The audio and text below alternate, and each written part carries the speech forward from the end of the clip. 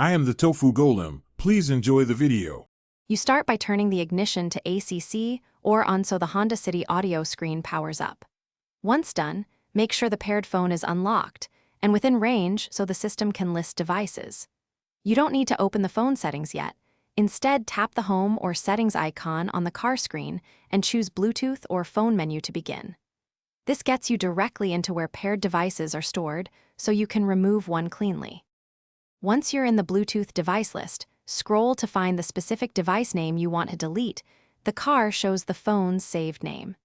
Tap that entry to open device options, then choose Delete, Remove, or Forget depending on your Honda City infotainment label.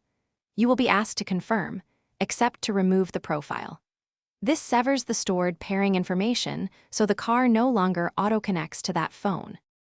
After deletion, make sure to restart the infotainment system or cycle the ignition to clear any residual connection.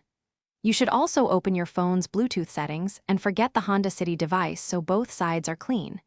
If the phone still appears or reconnects, perform a Bluetooth reset in the car's settings or, as a last resort, a system master reset.